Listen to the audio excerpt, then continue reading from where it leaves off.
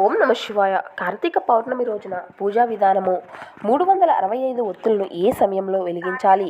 ఈ సమయంలో కార్తీక మాసం అనగా పౌర్ణమి 5వ తేదీన వచ్చిందండి, నవంబర్ 5న. అయితే ఈ యొక్క కార్తీక పౌర్ణమి రోజున 365 ఒత్తులు ఏ సమయంలో వెలిగించాలి, ఏ సమయంలో వెలిగిస్తే కోటి రెట్ల పుణ్య ఫలితము వస్తుందో ఇప్పుడు ఈ వీడియో ద్వారా వివరంగా తెలుసుకుందామండి. మరి ఈ నెల నవంబర్ 5వ తేదీన అత్యంత శక్తివంతమైనటువంటి పవిత్రమైనటువంటి కార్తీక పౌర్ణమి. ఈసారి ఈ యొక్క కార్తీక పౌర్ణమి ఎంతో శక్తివంతమైనదిగా ఉండబోతుంది. కాబట్టి ఈ పౌర్ణమి రోజున ఉపవాసం ఎలా ఉండాలి, ఏదైనా తినవచ్చా, తాగవచ్చా, గుడికి వెళ్ళి ప్రసాదం తినవచ్చా, ఈ విషయాల గురించి ఇప్పుడు మనం వివరంగా తెలుసుకుందామండి. మన పురాణాల్లో కార్తీక పౌర్ణమికి ఎంతో అద్భుతమైనటువంటి శక్తి ఉన్నట్లుగా, ఏదో తెలియనటువంటి దివ్య శక్తులు మనకు అనుగ్రహాన్ని ఇస్తున్నట్లుగా పురాణాలు చెబుతున్నాయి. మరి ఈ రోజున కొన్ని దివ్య శక్తులు ఉంటాయని మన పురాణాలు అయితే చెప్పబడుతున్నాయి. అందువలనే ఈ యొక్క అద్భుతమైనటువంటి పౌర్ణమి గడియలు కార్తీక బుధవారం నాడు కలిసి రావడం వలన ఈ రోజున గొప్పతనం గురించి వర్ణించడం ఎవరి తరం కాదు అని చెప్పాలండి. మనం ఎలా ఉపవాసం ఉండాలి, ఉపవాసం ఉన్నటువంటి సమయంలో పాలు పండు తినవచ్చా, అసలు ఈరోజు ఉపవాసం ఏ విధంగా చేస్తే ఆ యొక్క పరమశివుడు అనుగ్రహాన్ని కలిగింపబడుతుంది, అలాగే అత్యంత పుణ్యదీపంగా మనం చెప్పుకునేటువంటి ఈ 365 ఒత్తులు ఏ సమయంలో వెలిగిస్తే 365 రోజులు దీపాన్ని వెలిగించినంత ఫలితము అనేది 100% కలుగుతుంది అనేటువంటి విషయాలు ఈ వీడియోలో వివరంగా తెలుసుకుందామండి. ఇక అంతకన్నా ముందుగా ఈ రోజు కలిగించేటువంటి గొప్పతనం గురించి వివరంగా తెలుసుకుందామండి. ఇది వినండి. ఇక అశ్వమేధ యాగం చేసినంత పుణ్య ఫలితము అయితే వస్తుందండి. ముందుగా ఈ వీడియోకి ఒక చిన్న లైక్ చేసి మిత్రులకు, మీ యొక్క కుటుంబ సభ్యులకు షేర్ చేయడానికి ప్రయత్నించండి. తెలియనటువంటి విషయాలు ఒక్కసారి షేర్ చేయడం వల్ల మహాపుణ్యం కలుగుతుంది. ఇక ఎంతో మహిమాన్వితమైనటువంటి ఈ యొక్క కార్తీక పౌర్ణమి ఈ సంవత్సరం అంటే నవంబర్ 5వ తేదీన ప్రారంభం అవుతుంది కదండి. ఈ మాసంలో మీకు కుదిరినటువంటి అన్ని రోజులు కూడా మీకు పూజ అనేది చేసుకోవడానికి ట్రై చేయండి. అలాగే కార్తీక మాసం అక్టోబర్ 22వ తేదీన ప్రారంభం నుండి నవంబర్ 20వ తేదీన కార్తీక మాసము అనేది ముగుస్తుందండి. ప్రతి మాసంలో ఇదే విధంగా కాకుండా ఈ యొక్క కార్తీక మాసం 4 కార్తీక సోమవారాలు అనేవి వస్తాయండి. ఈ కార్తీక మాసంలో మనం శివుణ్ణి పూజిస్తాం కదండి. ఎందుకంటే ఆ యొక్క పరమశివుడు ఎంతో ఇష్టమైనటువంటి మాసం ఈ యొక్క కార్తీక మాసం.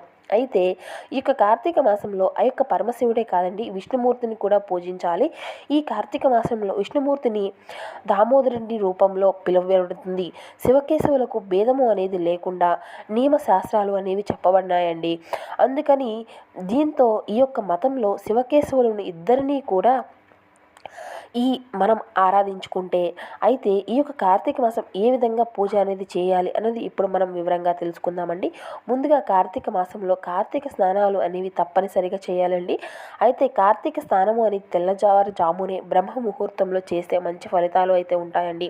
అంటే ఉదయం 4 గంటల నుండి 5 గంటల లోపు ఈ యొక్క కార్తీక స్నానము అనేది ఆచరించాలి. మీకు వీలుంటే మీకు దగ్గరలో చెరువులు కానీ, నదులు కానీ ఇలా మీకు నదీ స్నానాలు చేస్తే చాలా శుభప్రదము అనే చెప్పాలి. అందుబాటులో లేకుంటే మీరు ఇంట్లోనే ఈ యొక్క స్నానాలు అనేవి ఆచరించవచ్చు. ఇక మీరు నీటిని తీసుకొని ఆ యొక్క నీటిలో కొద్దిగా గంగా జలాన్ని కానీ, పసుపును కానీ వేసుకొని గంగా గంగా గంగా అని 3 సార్లు తలుచుకుంటూ చేతులు తిప్పుకుంటూ గంగాదేవిని తలుచుకుంటూ గంగాదేవి నీటిలోకి ప్రవేశిస్తుందండి. తద్వారా ఆ యొక్క నీటితో స్నానం అనేది ఆచరిస్తే, ఇలా కూడా కుదరనటువంటి వారు ఒక నైట్ అంతా కూడా బకెట్ నీటిని చంద్రుడి కాంతిలో ఉంచి ఆ యొక్క నీటితో స్నానం చేస్తే సరిపోతుందండి. ఈ మాత్రము అంతా కూడా చంద్రుడు చాలా శక్తివంతమైనదిగా ఉంటాడు కదండి ఈ మాసంలో. కాబట్టి అటువంటి చంద్రుడి కిరణాలు పడినటువంటి నీటిలో స్నానం చేసినా కూడా చాలా మంచిదైతే జరుగుతుందండి. స్నానం చల్లటి నీటితో చేయాలా, లేకుంటే వేడి నీటితో చేయాలా అంటే చల్లని నీటితోనే ఈ యొక్క కార్తీక స్నానం అనేది ఆచరించాలండి. అప్పుడే మీకు మంచి ఫలితము అనేది ఉంటుంది అని. ఒకవేళ మీకు ఆరోగ్యం అనేది బాగోలేక ఉంటే మాత్రం గోరువెచ్చని నీటితో స్నానం అనేది చేయవచ్చండి, తప్పేమీ లేదు. గోరువెచ్చని నీటిలో స్నానం చేసేటువంటి వారు మీరు పూజ అనేది అయితే చేసుకోవచ్చు. అయితే ఈ యొక్క మాసం అంతా కూడా ఈ రోజున చేసేటువంటి అంటే రోజు తలస్నానం చేయవలసినటువంటి అవసరం కూడా లేదండి. మగవారు అయితే ప్రతిరోజు తలస్నానం చేయాలి. అదే ఆడవారు అయితే రోజు కూడా తలస్నానం చేయకపోయినా పర్వాలేదండి. ఒక్కరోజు చేసి 2 రోజుల తర్వాత మామూలుగా వంటి స్నానం అనేది చేయవచ్చు.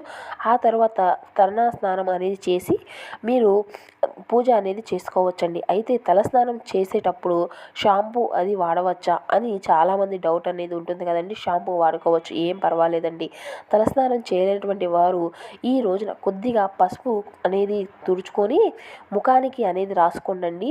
అయితే కాలికి చేతికి కూడా రాసుకోవాల్సి ఉంటుంది. కాళ్ళకి పాదాలకు కూడా పసుపు అనేది రాసుకోండి. ఇలా పసుపు రాసుకోవడం వల్ల మీరు తలస్నానం చేసినంత ఫలితం అయితే మీకు లభిస్తుందండి. ఈ విధంగా మీ ఇంటి దగ్గర కార్తీక స్నానం అనేది చేయవచ్చు. ఆ తర్వాత ఇంటి అంతటినీ కూడా శుభ్రం చేసుకోవాలి. ఇల్లు వాకిలిని శుభ్రం చేసుకొని ఇంటి ముందు ముగ్గు వేసుకోవాలి. అయితే ఇంట్లో ఉండేటువంటి వాళ్ళు ఎవరు కూడా నిద్ర లేకుండానే అనుకుంటే మాత్రం కనీసం మీరు పూజ చేసుకునేటువంటి చోట అయినా కూడా ఇంటి హాల్లో మాత్రం తప్పకుండా మీరు శుభ్రం చేసుకొని తులసి పూజ అనేది ఖచ్చితంగా మీ యొక్క మందిరం ముందు బియ్యం పిండితో ముగ్గు అనేది పెట్టుకోవాలండి. అలా ఇంటి ముందు కూడా బాగా వాకిలి ఉన్నటువంటి వారు తప్పకుండా ఆ యొక్క ఇంటిని అంతా కూడా నిండుగా ముగ్గులు వేసి చాలా మంచిగా ఉంటుందండి. ఇంటి ముందు పచ్చగా ఉన్నటువంటి రంగవల్లులు చూసి లక్ష్మీదేవి ఇంట్లోకి అడుగు పెడుతుంది. అలా ఇంటిని అంతా కూడా శుభ్రం చేసుకున్న తర్వాత ముందుగా మీ యొక్క పూజ గదిలో 2 దీపాలను వెలిగించి ఆ తర్వాత ఇంటిని ప్రధాన ద్వారము గుమ్మం దగ్గర 2 దీపాలను పెట్టుకోవాలండి. ఆ తర్వాత తులసి కోట దగ్గర ఒక దీపాన్ని వెలిగించాలి. ఈ యొక్క దీపారాధనకు నువ్వుల నూనెను కానీ ఆవు నూనె కానీ వాడితే చాలా శుభప్రదం అండి. అలాగే దీపారాధనకు 2 ఒత్తులు తప్పనిసరిగా ఉండాలండి. ఇవన్నీ కూడా మనం తెల్లవారాక ముందే ఇవన్నీ చేసుకోవాల్సి ఉంటుంది. సూర్యుడు ఉదయించక ముందే ఈ యొక్క కార్తీక స్నానాలు, పూజలు, ప్రధాన ద్వారం దగ్గర దీపాలు, తులసి కోట దగ్గర దీపాలు, ఇలా ఏదైనా సరే సూర్యుడు రాకముందే అంటే 5:30 లోపే చేసుకుంటే మీకు మంచి శుభప్రదం అయితే కలుగుతుందండి. శుభ ఫలితాలు మీరు అందుకోగలుగుతారు. తద్వారా మీకు కోరికలు అన్నీ కూడా త్వరగా నెరవేరుతాయి అని చెప్పాలి. అలాగే ఈ మాసంలో సూర్యుడు అస్తమించిన తర్వాత కూడా దీపారాధన చేయాలి అంటే మాత్రం ఉదయం, సాయంత్రం, సంధ్యా సమయాల్లో ఈ యొక్క దీపారాధన అయితే తప్పకుండా చేసుకోవాలండి. ఇలా సంధ్యాద్వారం దగ్గర దీపారాధన చేసుకొని ఆ యొక్క గుమ్మానికి దండం పెట్టుకొని ఆ తర్వాత పూజా మందిరంలో పూజలు అయితే మీరు స్టార్ట్ చేసుకోవాలి. ఇక అదేవిధంగా ఈ యొక్క పూజా మందిరం ముందు రోజు పెట్టినటువంటి పువ్వులు, ఆ యొక్క నైవేద్యాలు, ఇక ఆ యొక్క దీపపు కుందులు అవన్నీ కూడా తీసేసి శుభ్రం చేసుకున్న తర్వాత ఆ యొక్క పూజ గదిలో ముగ్గు వేసుకోవాలి. పూజా మందిరంలో ముగ్గు వేసుకొని వీలు ఉంటే తప్పకుండా ముగ్గు వేసుకున్న తర్వాత శివలింగాన్ని కానీ లేదంటే స్వామివారి యొక్క ఫోటో ముందు కానీ పూజ అనేది చేసుకోవచ్చండి. ఇక ఈ విధంగా ఆ యొక్క పూజా మందిరంలో ఎన్ని వస్తువులు ఉంటాయో అటువంటి అన్నింటినీ కూడా చక్కగా పెట్టేసుకొని ఇటువంటివి అన్నీ కూడా పెట్టుకొని మీరు యొక్క పూజలు అయితే చేసుకోవచ్చండి. ఇక కార్తీక మాసం ఎవరైనా పూజ చేసుకోవచ్చండి. దీనికి ఆనవాయితీ అనేది ఏది కూడా ఉండదు. ఉపవాసం ఉండాలి అనుకుంటే మాత్రం ఉపవాసం ఉండవచ్చు. ఈ నెల అంతా కూడా దీపారాధన చేసుకుంటాము, అలాగే పూజలు చేసుకుంటాము, అన్ని సంకల్పం అనేది చెప్పుకొని పూజలు అయితే చేసుకోవచ్చు. ఇక ఈ యొక్క మాసంలో చేసేటువంటి పూజలకు అత్యధిక ఫలితాలు అయితే వస్తాయండి. ఒకవేళ నెల రోజులు మాకు కుదరని అనుకునేటువంటి వారు మీకు ఎన్ని రోజులు వీలైతే అన్ని రోజులు అయితే చేసుకోవచ్చండి. ఎందుకంటే కొంతమంది ఆడవారు నెల మధ్యలోనే అడ్డంకులు అనేవి వస్తాయి కదండి. కాబట్టి ఇలా వచ్చినప్పుడు ఆ యొక్క 3 రోజులు వదిలేసేసి మిగిలిన రోజులు మీకు ఎన్ని రోజులు వీలైతే అన్ని రోజులు అయితే మీరైతే పూజ అనేది జరుపుకోవచ్చండి. ఇక ప్రధానమైనది ఏంటంటే అండి, మీరు ఎంత భక్తితో ఆ యొక్క పరమశివుణ్ణి పూజిస్తారో అన్నదే ఇక్కడ ముఖ్యం. అంతేకాని హంగులు ఆర్భాటాలకు పోయి భక్తు ఏది కూడా మీరు చేసేటువంటి ఫలితం అయితే ఏది ఉండదండి, దక్కదు. మనసు లగ్నం చేసి శివయ్యకు ప్రార్థిస్తే మీ యొక్క కోరికలు అన్నీ ఖచ్చితంగా నెరవేరుతాయండి. మీకు ఈ యొక్క కార్తీక మాసంలో భక్తి శ్రద్ధ దీపం అనేది వెలిగించండి. చిన్న బెల్లం ముక్క పెట్టి స్వామివారిని మనస్ఫూర్తిగా ప్రార్థించినా సరిపోతుందండి. ఇక్కడ ముఖ్యం ఏంటంటే పూజ చేసుకునేటువంటి ఆలోచనలు మనసులో ఉండేటువంటి భక్తి శ్రద్ధలు ఉంటే చాలండి. అసలు మీ దగ్గర ఏం లేకపోయినా సరే మట్టి ప్రమిదను ఒక దీపం వెలిగించి చాలండి, ఆ కొండంత వెలుగుని ఇస్తుంది. ఇక ఒకవేళ మీకు ఇంటి దగ్గర పూజ చేయడం కుదరలేదు అనుకునేటువంటి వాళ్ళు మీకు దగ్గరలో ఉన్నటువంటి శివాలయానికి వెళ్ళి దీపారాధన చేసుకోవచ్చండి. ఇలా చేస్తే మీకు ఇంకా మంచి ఫలితాలు అయితే ఇంకా మంచి పుణ్యం అయితే లభిస్తుందండి. కాబట్టి మీ ఇంటి దగ్గర దీపారాధన చేయలేకపోతే మాత్రం గుడికి వెళ్ళి దీపారాధన అయితే చేసుకోవచ్చండి. మేము ఈ నెల అంతా కూడా చేరేమో అనుకుంటే మాత్రం ఈ యొక్క కార్తీక సోమవారాలు ఉంటాయి కదండి, 4 సోమవారాలు. ఈ 4 సోమవారాలు అయినా సరే మీరు దీపం అనేది వెలిగించుకొని మీకు స్వామివారికి అయితే సంకల్పం చెప్పుకోవచ్చు. ఎంతటి పేదవారైనా ధనవంతులైన మహాశివయ్య ముందు దీవెనిస్తే అంతే చాలండి. ఆ యొక్క శివ సన్నిహిత్యం అనేది మంచిగా లభిస్తుంది. ఇక కార్తీక పురాణం ప్రకారం ఉపవాసం ఉపవాసం 6 పద్ధతుల్లో చేయవచ్చండి అని వివరించబడిందండి. మరి ఆ యొక్క 6 పద్ధతులు ఏమిటో ఇప్పుడు మనం వివరంగా తెలుసుకుందామండి. ఇక అందులో మొదటిది వచ్చేసి శక్తి గల వారు కార్తీక పౌర్ణమి రోజున పగలంతా కూడా ఉపవాసం ఉండి సాయంత్రం అభిషేకం చేసి నక్షత్ర దర్శనం తర్వాత తులసి తీర్థం స్వీకరించి దీన్ని ఉపవాసం అంటారండి. ఇక ఇది కూడా సాధ్యం కాదు అనుకునేటువంటి వారు ఇక రెండవదండి ఏకభుక్తము స్నానజాన జపాలను యథావిధిగా చేసుకొని మధ్యాహ్నం భోజనం చేసి రాత్రి భోజనానికి బదులు తులసి తీర్థం మాత్రమే తీసుకోవాలి. దీన్ని ఏకభుక్తము అని అంటారండి. ఇది కుదరనటువంటి వారు నత్తము మూడవదండి. పగలంతా కూడా ఉపవాసం ఉండి రాత్రి నక్షత్ర దర్శనం తర్వాత భోజనం చేయాలి. దీన్ని నత్తము అని అంటారండి. ఈ యొక్క ఉపవాస పద్ధతి మహాశివుడికి ఎంతో ప్రీతికరమైనది.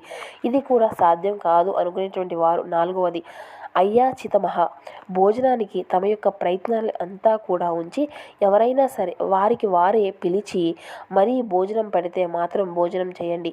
ఇది కూడా సాధ్యం కాకపోతే ఇక ఐదవది స్నానము. ఈరోజు అంతా కూడా స్నానం మాత్రమే నుంచి శివ పంచాక్షరి మంత్రాన్ని జపించుకుంటూ దీన్ని స్నానము అని అంటారండి.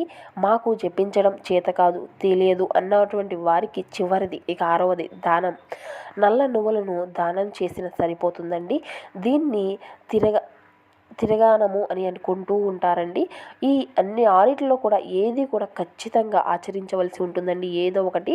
ఇక ఈ యొక్క కార్తీక పౌర్ణమి రోజు ఆచరించకుండా ఉంటే అటువంటి వారు 8 యాగాల పాటు కుంభీపాక రౌరవాది నరకాలను పొందుతారు అని కార్తీక పురాణంలో వివరించబడిందండి. కాబట్టి ఈ 8 ఏళ్ల లోపు పిల్లల నుండి 80 ఏళ్లు దాటినటువంటి పెద్దలు వరకు రోగ పీడలను శరీర సహకరించదని వారు ఏదైనా కానీ కారణంగా ఆటంకం వచ్చినటువంటి వారు తప్ప ప్రతి ఒక్కరూ కూడా ఈ రోజున ఉపవాసం అనేది ఆచరిస్తే చాలా మంచిదండి.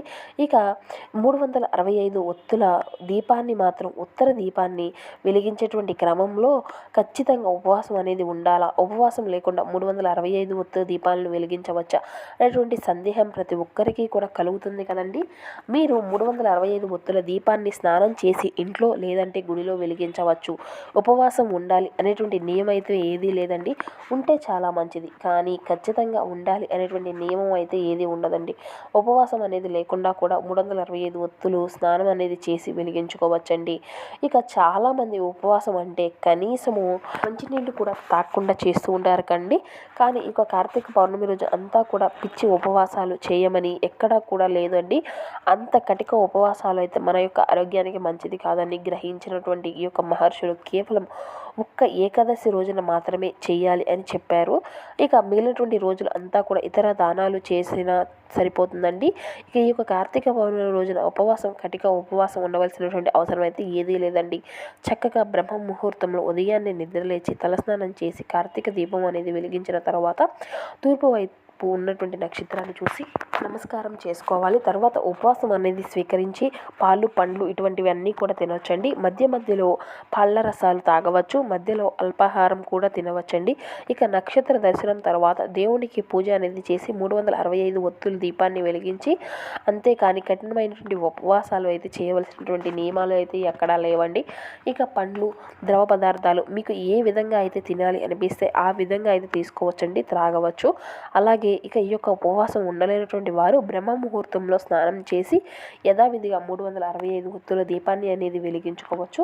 కాబట్టి ఈ యొక్క కార్తీక పౌర్ణమి రోజున మీరు 365 ఒత్తులను వెలిగించాలి అంటే మాత్రం ఖచ్చితంగా ఉపవాసం ఉండాలి అనేటువంటి నియమం అయితే ఎక్కడా కూడా లేదండి. మీరు చక్కగా స్నానం చేసి నిర్భయంగా కూడా 365 ఒత్తుల దీపాన్ని అయితే వెలిగించుకోవచ్చు. సో చూసారు కండి. ఈ వీడియో కనుక మీకు నచ్చితే ప్లీజ్ ఒక చిన్న లైక్ చేసి మీ ఫ్రెండ్స్కి షేర్ చేయడానికి ప్రయత్నించండి. Thank you for watching.